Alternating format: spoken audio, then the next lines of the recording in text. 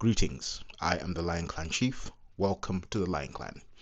Now, before I start, let me ask you, do you people know what an extreme Afrocentric is? You know, the people that go around claiming every culture on planet Earth was created by black people and that every other race were in caves, racist nonsense like that, right?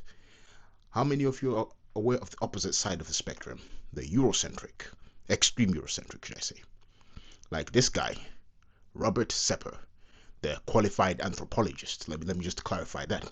He loves flaunting them degrees, so he should know what he's talking about, right? Well, a year or two ago, this guy made a video highlighting or claiming that Mansa Musa Keita of the Mali Empire was an Aryan. Yeah, he claimed Mansa Musa, his kingdom, as well as the kingdom of Kush, and also the Ethiopian Empire, were all either created by Aryans or ruled by Aryans. Sorry, I could say it straight face, bro. So, sorry. So, so he made an argument that Mansa Musa and the whole Mali Empire were Aryan. So he goes around on Twitter, always flaunting this and saying, "Oh no, Black Africans didn't have any civilizations. We were just hunter-gatherers, no clothing, no social system that had monarchy, including kings and pharaohs, as he specifies here, and that all these other kingdoms, Nubia, Kush, Ethiopia, and Mali, were created by Aryans." Now, going back to Mansa Musa, he uses this piece of art that you see here, depicting Mansa Musa in 1339 as a white Caucasian man, which was created by a man called Angelino Dorset. Hopefully I'm pronouncing that right. Now, this man called Angelino Dorset never stepped foot on the Mali Empire. As far as we know, there's no evidence stating that he had gone there to see Mansa Musa personally and said, "Oh yeah, wow, you're blonde, you got, wow, you look just like us. I'm gonna draw you on my map." And mind you, the image that he's showing, for some reason, is missing the lips. Robert, why did you take the lips away? Eh? The drawing actually shows the Mansa Musa depicted white, but with lips like. Why did you take that off? Anyway, the image that we're all aware of Mansa Musa, well, representing Mansa Musa, is from the year around 1375. But give or take, it may not be specifically that year that this was produced. And that's the Catalan Atlas map. Okay?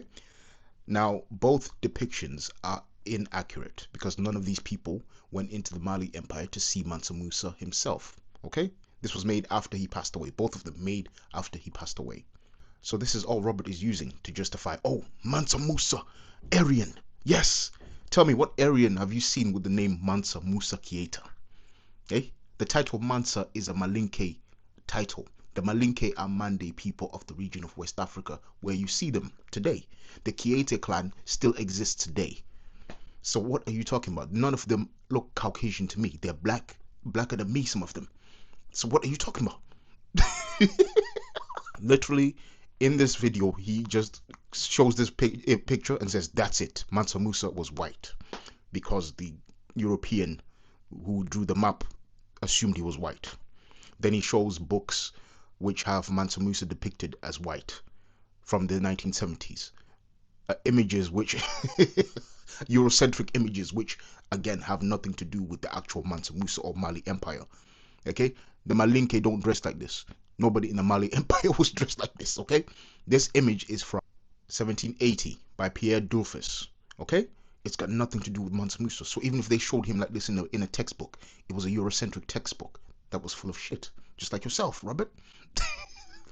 As he clarifies in his video, Mansa is a title which was given to the rulers of the Mali Empire. Okay? Mansa is Malinke. There is no Berber that took the title of Mansa. There is no Aryan that took the title of Mansa. There is no any Indo-European that took the title of Mansa anywhere in history. If you can find one, show me and I'll believe you. Okay? But it's not Indo-European. It's Mande. Part of the Mande language subgroup. So miss me with that nonsense. The name of the Mali Empire in the Manden language is Manden Karanfoba, excuse my pronunciation, which means Great Assembly of the Mande people. Okay? Mali, I believe, comes from Fula, like a fuller retelling of a fuller interpretation of the name. I believe that's what I've heard. That's what I've read. Correct me if I'm wrong for my people from the region, but that's what I've heard. So Manden, Mandingo, Mandinka, Mene, same thing. These are Africans, native black Africans. Now, one of the most reliable descriptions of the Mali Empire and its people come from Ibn Battuta, the Berber traveler who went into the Mali Empire and other parts of the world, including Eastern Africa, and stated what he found. And sorry, he didn't find Caucasian rulers of the black empires and every black person in these empires just being a servant and a slave, like you're claiming. That's nonsense. Okay? When Ibn Battuta entered the Mali Empire, he remarked that it was the capital of the black kingdoms. He didn't say capital of a white man Aryan ruling black people. He said black kingdoms. Okay? Then when he went into the city, he met a black Qadi, which is a judge. A man called Abd ar-Rahman met him, a judge. Okay? So this whole notion that this whole society was ruled by white people and the blacks were just slaves or second-class citizens on their own land and used to mine gold is a load of bollocks. Nonsense. Okay? When Ibn Battuta entered the Mali Empire, he was also given an interpreter called Duga. Now, why would he need an interpreter if these people were speaking Berber languages, Arabic, and other languages that are Aryan or Caucasian, as you like to claim? When Ibn Battuta was eventually introduced to the Mansa, who was Mansa Suleiman Keita, the brother of Mansa Musa, he had to use an interpreter to speak to him. Why do you think that is? Huh? Ibn Battuta would make mention of certain terms and titles and also ceremonies which we see today in the region of Mali amongst the Malinke people and Mande people. For example, the griots and the masquerade processes that you see here are mentioned by Ibn Battuta and described. Ibn Battuta also mentions the king having a chief wife called the Kasa or the Kasa. I don't know if I'm saying that correctly. Where do you find this title in Indo-European languages? Where do you find this title in Aryan languages, Indo-Aryan languages? Where do you find this title in Europe? Where do you find this title in North Africa amongst the Berbers? There is no Berber that goes around claiming, oh, Mansa Musa is my king. We made the Mali Empire. That's nonsense because it's Monday. It's Monday, Mandinka. Come on, man. Now, both depictions of Mansa Musa by Europeans are inaccurate. Okay? The reason being is, if you look at the way that Ibn Battuta describes the attire of the king, they did not look like that. They did not wear that. Okay?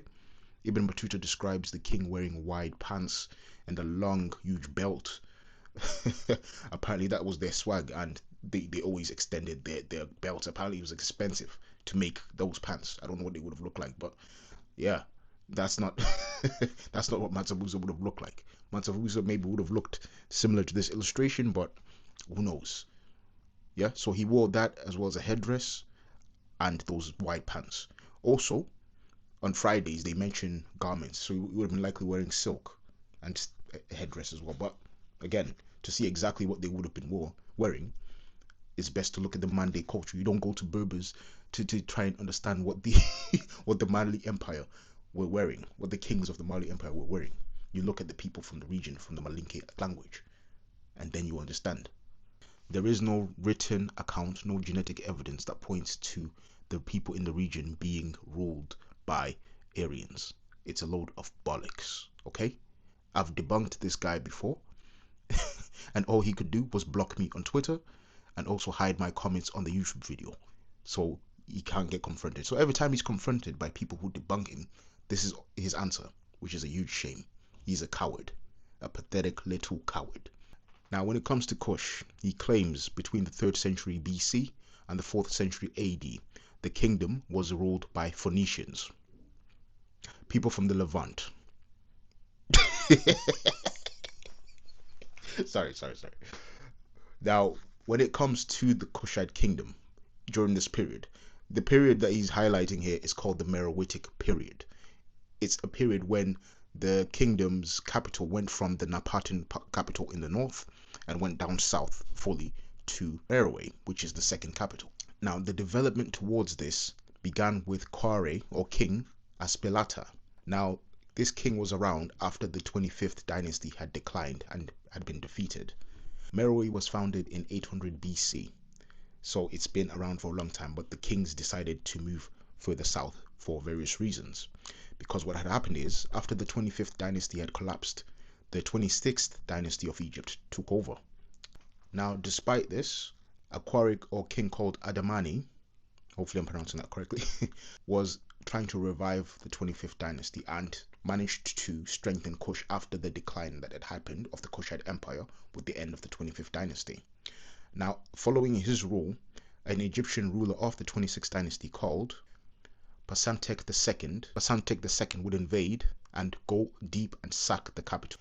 So the king this time, Kware Aspilata, would move the cemetery, the royal cemetery, to the city of Meroe, beginning the process and transition to the Meroitic period.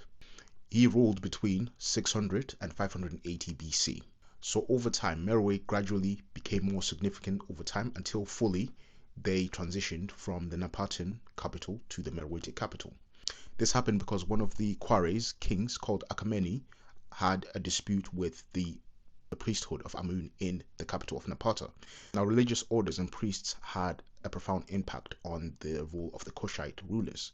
According to Diodorus, this king was demanded to unalive himself by this priesthood order, which apparently they had the right to demand of the Kwares. So pretty similar to in Nigeria, where the Alafin, if they messed up, they would be demanded to unalive themselves, of course. This king called Akameni, or Egamenes to the Greeks, would rebel against this, sack Napata again, and sack the whole priesthood. With this, he moved the capital to Meroe, which is where the Meroitic period begins. Now, with this, tell me, where do you hear or see Phoenician involvement in this? I mean, according to Robert, the Phoenicians were ruling, right? Tell me, why didn't they use the Phoenician titles and the Phoenician script and the Phoenician language in the region instead? Yeah? The title for king in Kush was Kware. Yeah? Now, the title for king in Phoenician is Malk, M-L-K, which is similar to Malik in Arabic. So, why didn't they use that title if they were Phoenicians ruling a land full of black people in order to take the resources of gold, iron, and other goods, like you're saying? This dude also claims that the Phoenicians reached Michigan and were mining copper or tin in Michigan in antiquity. The same is the case for the title of the queens. In Kush, Kendake was what you called a queen mother. Yeah. In Phoenician, it's RBT or Rabat, which may be similar to Rabat or Rabbi, leader, something like that. So why didn't they use those titles? Why did they have these names? Akameni, Egamenes, Queen Amana Sheketo, Amana Rinas. Are these Phoenician names? Huh? Oh, he's not going to answer. I'm sure he's not going to answer. You may see this video or you may not. I don't care. But he's not going to answer. I'm 100% sure of that. The Kushites, based on what's been researched, spoke Nilo-Saharan languages. Meroitic was a Nilo-Saharan language. It's been partly reconstructed because of that, knowing that fact that it's Nilo-Saharan. Nubians speak a Nilo-Saharan language. Okay, so if these people were Aryans, Indo-Europeans, or Semitics, who he likes to claim as Aryans as well, why then were they speaking Nilo-Saharan languages which aren't even remotely tied to the Aryan language, Indo-European or Semitic?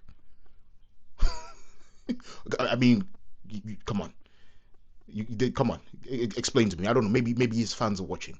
If you're a fan of Robert and you support him, everything he says, he spews, you support and you believe is fact.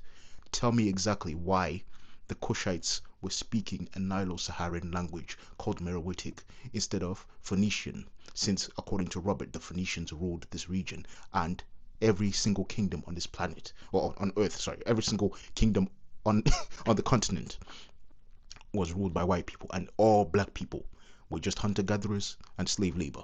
Show me the evidence. I'll wait. The old Nubian writing, also after the collapse of Meroe, was in Nilo-Saharan. Old Nubian is Nilo-Saharan. It's just using the Coptic Greek script along with Meroitic characters to write in that language. Again, why aren't they speaking Indo-European? Why aren't they speaking Persian? Why aren't they speaking Arabic? Why aren't they speaking why aren't they speaking Scandinavian, huh? Since they were meant to be blonde-eyed, blue-eyed people, or red-haired, pale-skinned people all the way in Africa, in a land where you would get sunburned just like that, in a land full of people that are the darkest of the dark, way darker than me even. How is that possible? Yeah, answer me, please. Answer me. Now, in that video, he showed symbols which look like the mustache man's symbol, which is this, right? But he is misleading people because these symbols are not from Kush. He claimed, he started talking about Kush, then he showed this. These symbols are actually from Ghana. They are Akan gold weights. Yeah? Are you going to tell me now Ghanaian people and the Ghanaian kingdom, the Ashanti kingdom, the kingdom of Gaiman, Bonoman, all these kingdoms were Aryan? Are you going to really go that far and claim that? Come on, Robert. I know you're not stupid. His fans, I know you're not that dumb as well. Yeah, the Ashanti kingdom was not Aryan. All these kingdoms in this region were not Aryan. So what's your excuse here? Symbols mean different things to different cultures and societies. I'm gonna respond to this symbol stuff in another video because he loves flaunting this. So for some reason he thinks he has one over on everyone, because every time people mention Mansa Musa, the Mali Empire Kush, he makes posts like this, mocking Africans and mocking history.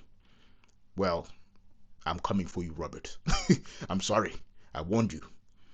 But you had to block me. We could have had a good discussion. We could have spoken, seen properly what's going on here. But you're disingenuous. You know you're just disingenuous. You're spreading lies to people, which is pathetic. Yeah? If you want to claim you're Atlantean or you're a superior being, a supreme, whatever, do that. But don't you dare come towards African history, black African history, and mock us like that and try to claim our history as yours. That's pathetic. And yeah, the Lion Clan chief is coming for you and he's going to destroy you. Now, I may not have a big following like you, but it's all good. I don't need one. This video is enough. Yeah? Nobody can debunk most of the stuff that I've said here. If you can, please feel free. I'm open to correction. If you can prove everything that Robert says in those videos as facts, go ahead, do so. Do so in the comments. Unlike him, I'm not going to block you. Whatever you say will stay in the comments. Or make a video response as well if you like. But yeah, Robert Sepehr is a coward, a liar. And I class him as King Snowtep. We have the Hoteps in the extreme Afrocentric community. This is what you call a Snowtep in the extreme Eurocentric community. Alright? Anyway, I hope you've enjoyed this video. I hope you've enjoyed this debunking. If you've learned something new, feel free to let me know. If you've got any feedback as well, let me know. If I've done anything wrong, if I've said anything incorrectly, if I've given lies or whatever, feel free, correct me. That's what I'm here for. Yeah, self-improvement is key to me. So yeah, man, feel free. This guy is qualified, and I don't think he can do that. He doesn't like feedback. Yet though, he's got a degree and he's meant to be critical. Yet with a degree, you're meant to have a critical mind of what you're doing and also the stuff that you're reading and spreading. I don't think he has that. To be honest, looking at him, I think he's I don't think he's well. Anyway, thank you for watching. Please like, subscribe, comment, and yes, I am your chief. Goodbye.